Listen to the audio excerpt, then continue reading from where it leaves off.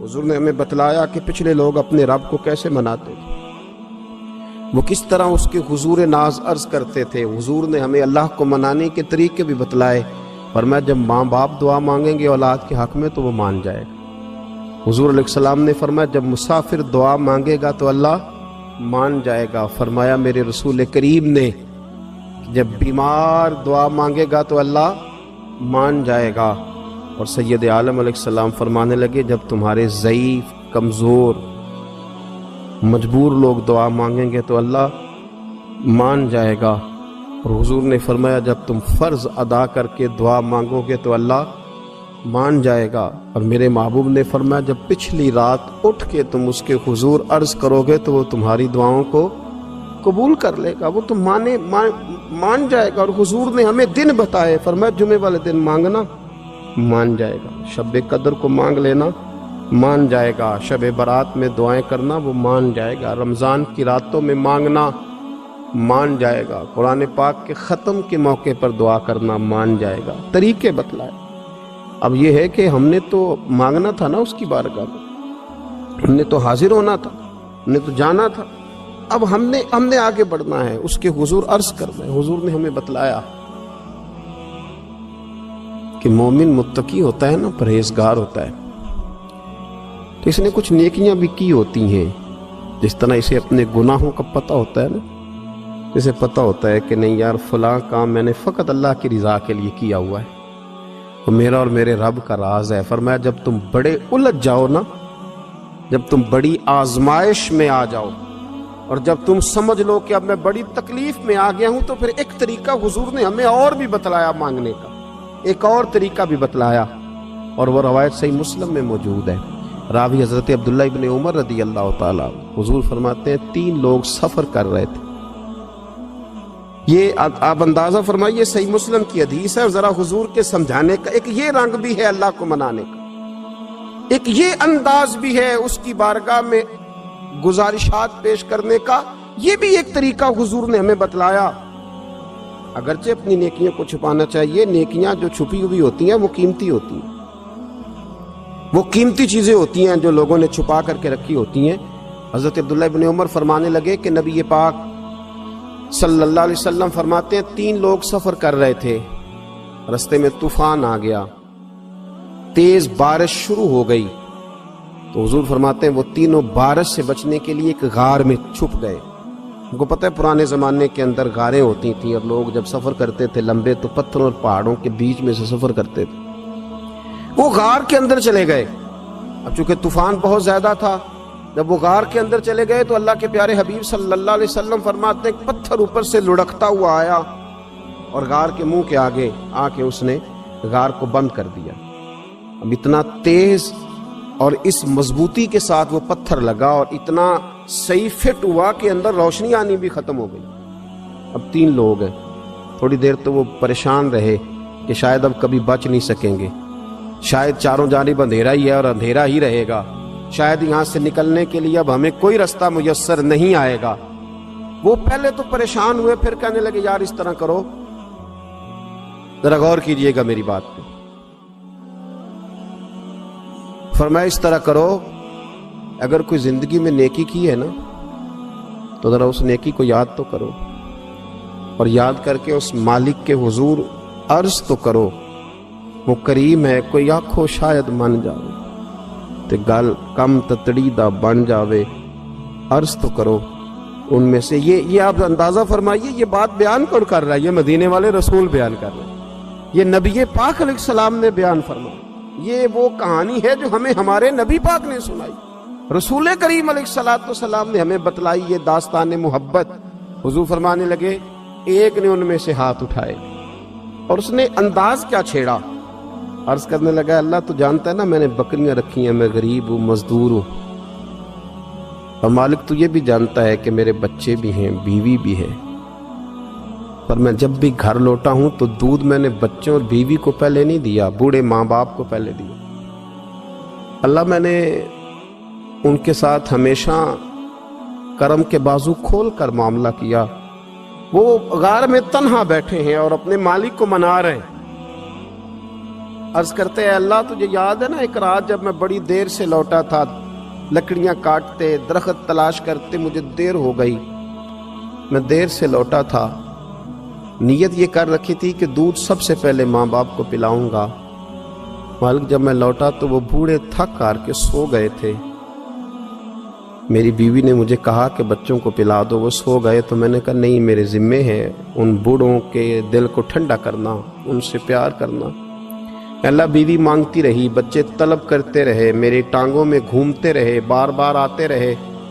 اور میں نے دودھ نہیں پلایا۔ اے مالک فجر ہو گئی، آفتاب طلوع ہونے کا وقت آ گیا، پر میں نے ماں باپ کے بیدار ہونے کا انتظار کیا۔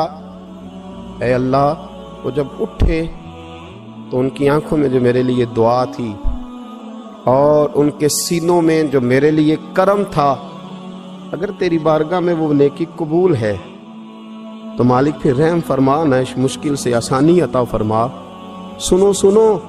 رسول کریم صلی اللہ علیہ وسلم فرماتے ہیں کہ اس بندے کی دعا مکمل ہوئی تو پتھر تھوڑا سا سرک گیا، اور اتنا سرکا کہ آسمان نظر آنے لگا۔ جس نے ماں باپ کو منایا ہے، ان سے پیار کیا ہے، پھر یہی بات وسیلہ بن جائے گی رب کے ماننے کا، پھر یہ وسیلہ بنے گی، اللہ اس سے مان جائے گا۔ پھر رسول کریم صلی اللہ علیہ وسلم فرمانے لگے، دوسرا بولا اور عرض کرنے لگا کہ اے اللہ تو جانتا ہے مجھے اپنے چچا کی بیٹی بھانے لگی تھی، میں اس کی طرف رغبت کرنے لگا تھا، اور میں نے جب اس سے جا کے ارادہ کیا کہ میں تیرا طالب ہوں، تو اس نے مجھے کہا کہ پہلے 100 دینار لاؤ بانا، تو اللہ میں نے مشقت کر کے 100 دینار جمع کیے، اور جب میں پوری طرح اس پر حاوی ہو گیا، وہ میرے قبضے میں آ گئی اور گناہ کا میں نے ارادہ کر لیا، تو اس عورت کے منہ سے ایک جملہ نکلا کہ اللہ سے ڈر۔ اے مالک وہ میرے قبضے میں تھی، اے اللہ میں گناہ پر قادر تھا، میں چاہتا تو گناہ کر لیتا، لیکن جب اس نے تیرا نام لے کے کہا نا کہ اللہ سے ڈر، اللہ میں ڈر گیا، میں اسے چھوڑ کے آ گیا۔ اگر تجھے یہ بات پسند ہے تو پھر نکال دینا اس مشکل سے، پھر کر دینا کرم۔ اللہ میری بھی تو چڑھتی جوانی تھی نا، میں بھی تو سب کچھ کر سکتا تھا، پر تیرے لیے، تیری خاطر میں لذت گناہ سے باز رہا، تو اللہ تو رحمت فرما دے۔ حضور فرماتے ہیں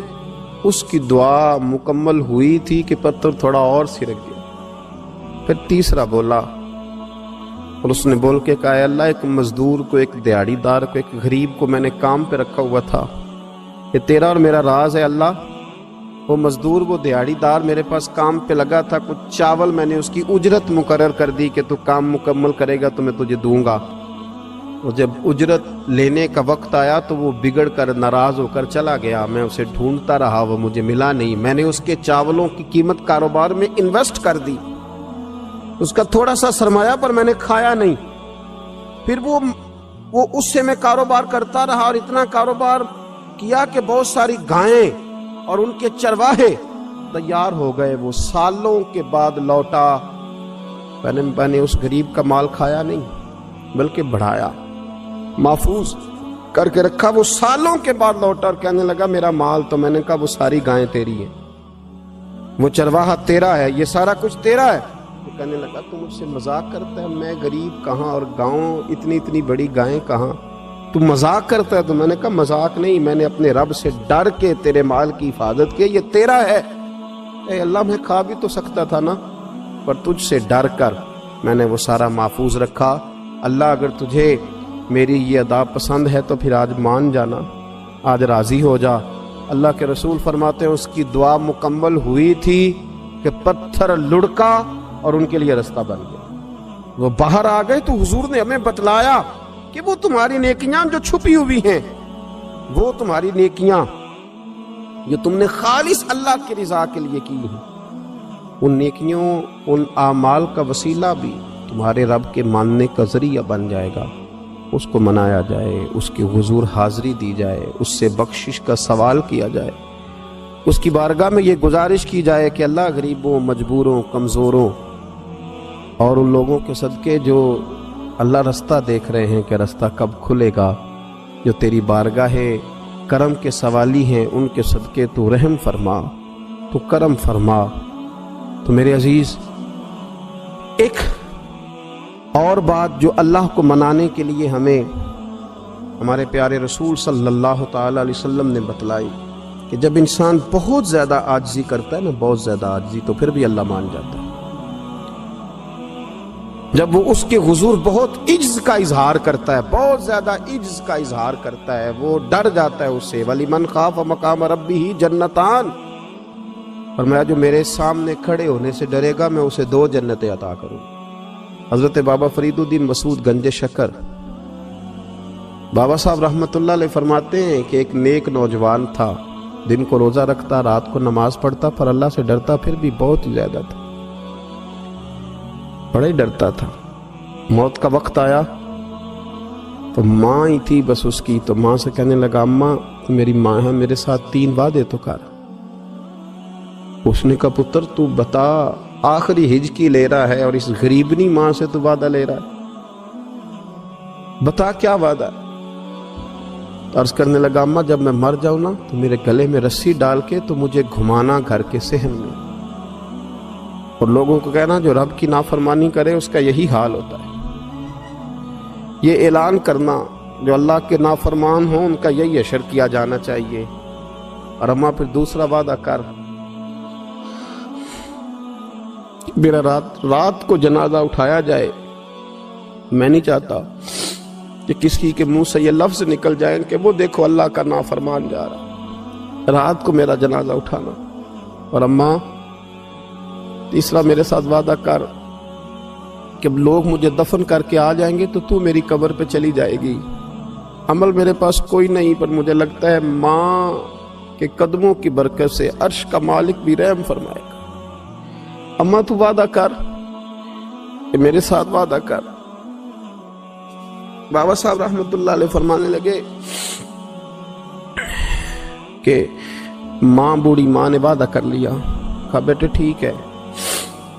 اگر تیری یہی ضد ہے تو میں تیار ہوں۔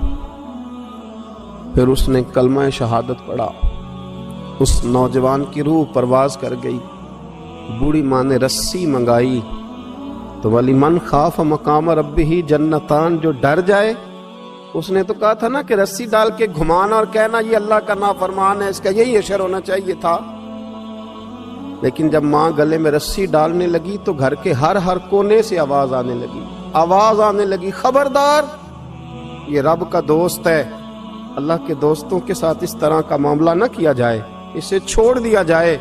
اور کہا تمہیں کچھ بھی اور کرنے کی ضرورت نہیں ہے، یہ تو رب کا دوست ہے اور رب کی بارگاہ میں حاضر ہو گیا۔